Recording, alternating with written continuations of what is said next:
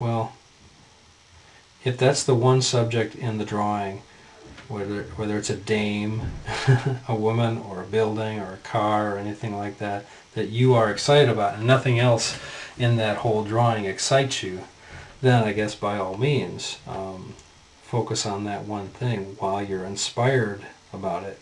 Be ashamed though to have to go back to it later on, and all you have left are the dregs, the things you really don't want to be inking. Be that as it may, I still think the one hard and fast rule about inking is to only ink what you see on the drawing, what you can interpret at any given moment as being black, as being finished.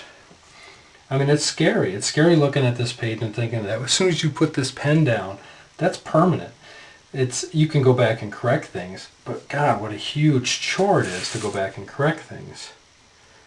Whiteout is not nearly as opaque as ink. It takes multiple layers, about 3 layers of whiteout to completely white out something that's black.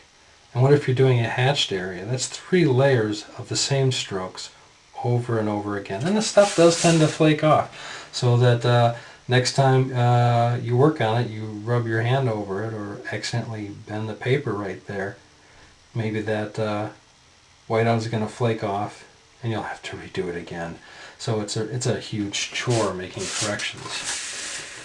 And because of that, it's a huge commitment when you put ink on your drawing. So why not only do it when you're absolutely sure of what you're doing for every line? Look at this thing. There's so much work to be done on this thing, on any given page. You're not going to run out of things to ink. And at any given moment, something will jump out at you, like this branch right here. I do think that all these branches around him should be nice and black to really frame him.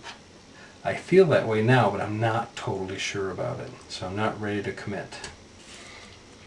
What can I commit to? Pretty much what I'm drawing right here. What I'm inking right here. That's about it.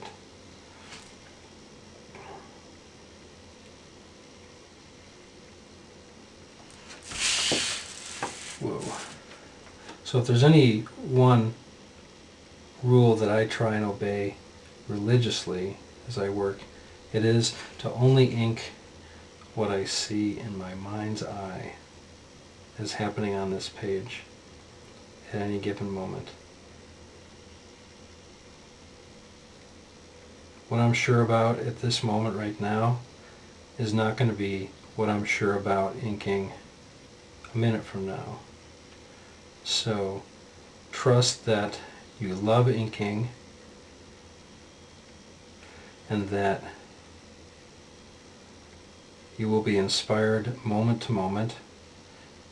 And if you're not, go do something else for a while. I'm not inspired to ink all the time. Sometimes I'm inspired to do 3D, or sometimes I'm inspired to have some dinner. Take a break. While you're learning, it's the best time to not act like you're rushed. Because somebody will rush you at some point. Somebody will tell you, you got a week to do this. Huge job. So while you're practicing, follow your gut. You'll get faster, your work will get better.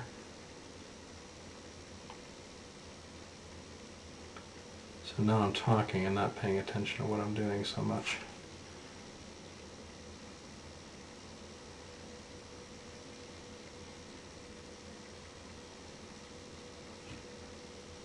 It's always amazing to me how much you can black out with ink and still have things readable.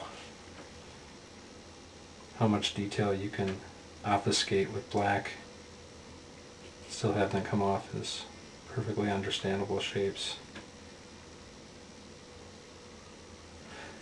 Like I said in my previous tutorial, the problem with a brush is you can't hear it and you don't get any feedback pressure. So while you're inking, the only feedback you get from the brush is what you see. Whereas with, for example, a Crocodile pen, you get a nice scratching sound, and of course you get the pressure that you get to apply.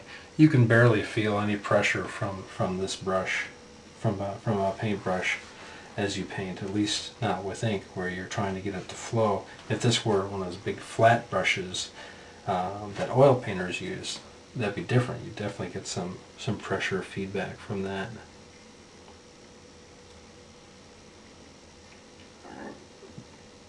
Oh, that's gross. So you have to be much more observant to what you're drawing when you're inking with a brush, as opposed to when you're inking with a Crocodile pen or even a marker.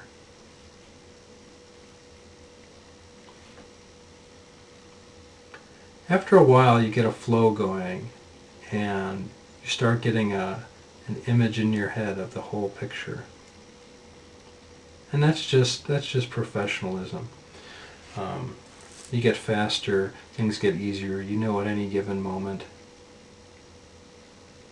what your tool is supposed to be doing.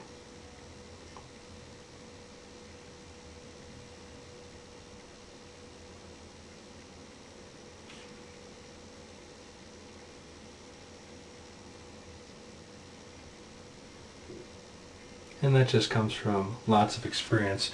By some professionals' count, you can't be a professional until you spent, was it 10,000 hours doing a thing? And that actually sounds about right. I've gotten pretty good at a number of things. All of them are very time intensive.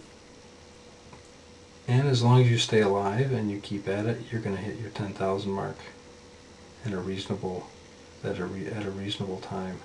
And once you do that, everything comes so much easier.